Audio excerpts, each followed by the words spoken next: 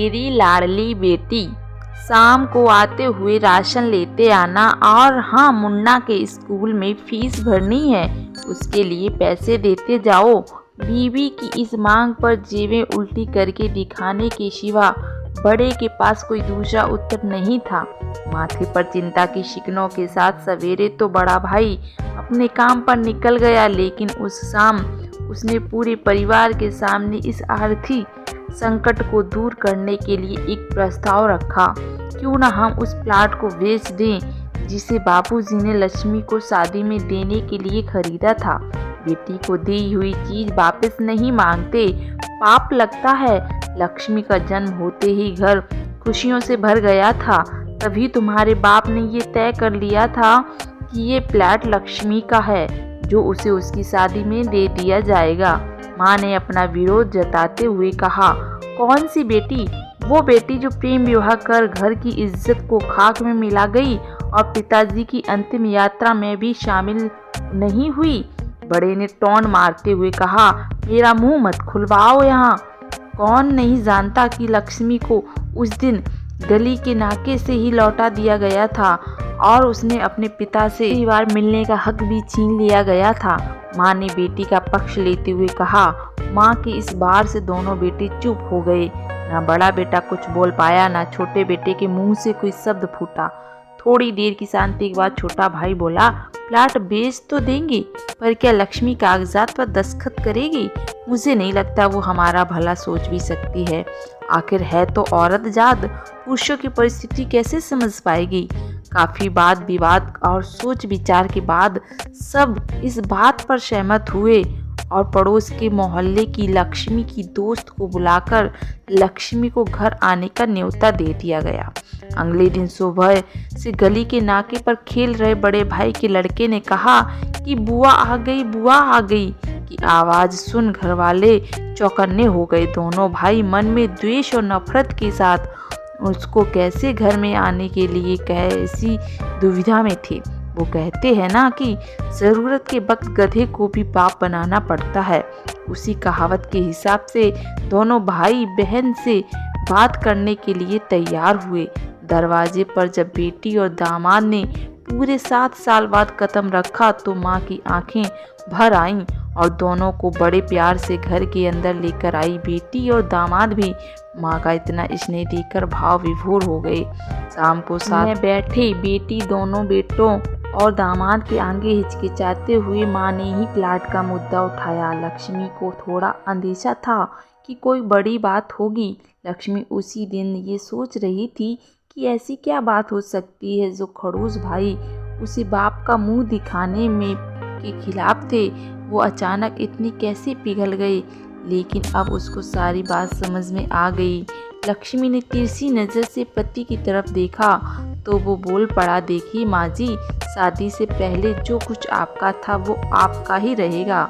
उस पर मेरा या लक्ष्मी का कोई हक था ना है, ना ही भविष्य में हम मांगेंगे। इसलिए आप निश्चिंत होकर उस प्लाट के साथ जो करना चाहती हैं कीजिए। आप जहाँ कहेंगे हम वहाँ साइन कर देंगे। सुबह से अपने जीजा से नजरें चुरा रहे दोनों भाइयों ने अब अपने जीजा को अच्छे से देखा। सुबह प्लाट के कागजात पर बहन के दस्तखत लेकर काम खत्म किया जाए, यह तय हुआ।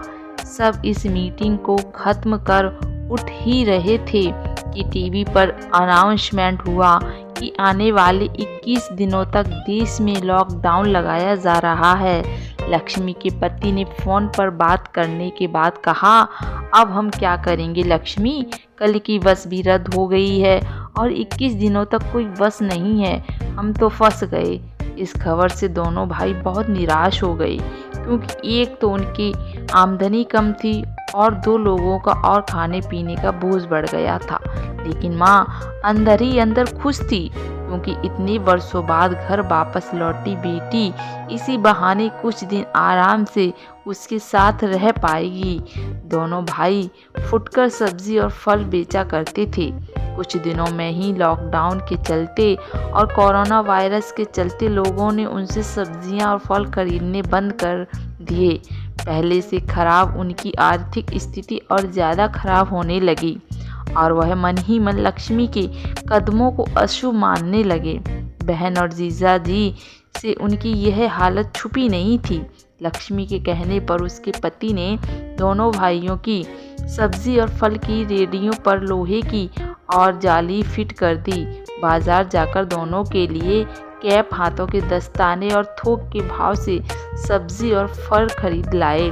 दोनों की रेडियां अच्छे से तैयार कर फल और सब्जियां ढक कर दोनों भाइयों को टोपी और दस्ताने देकर जीजा जी ने उनसे कहा, एक बार इस तरह से धंधा करके देखो, शायद आपका मुनाफा बढ़ जाए।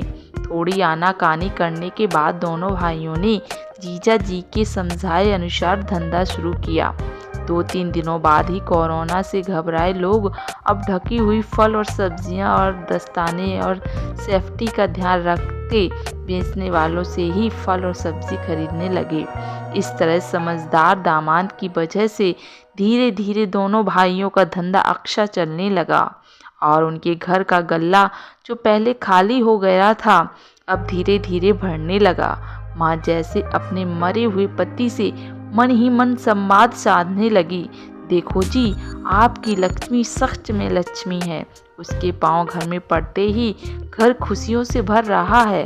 दोनों भाइयों की आंखों में पहले से जो गुस्सा था उसकी जगह अब शर्म ने ले ली थी। वह मन ही मन सोचते थे, क्या गलत किया था बहन ने जो हमने उसके साथ इतना बुरा सलूक किया। शादी ही तो की थी और शादी करने से पहले हमें बताया भी तो था। हम ही थे जो उसे स्वीकार नहीं कर पाए। दोनों भाइयों के मन में द्वेष और नफरत धीरे धीरे क्वारंटाइन हो गए। 21 दिन बाद जब दीदी और जीजा जी प्लाट के कागजात पर साइन करने जाने लगे तब दोनों भाइयों ने उन्हें रोक लिया और उनसे माफ़ी मांगते हुए वो पेपर्स उन्हें देते हुए बोले, शादी के वक्त हमने आपको कोई तोहफा तो दूर की बात है, आपका हक भी नहीं दिया, लेकिन अब इस प्लाट को स्वीकार कर हमें प्रायश्चित करने का मौका दीजिए। सभी के आंखों में खुशी के आंसू आ गए और माँ ऊपर देखकर बोली, देखा आपकी लाडली ने आज फिर हमारा घर खुशियों से भर दिया।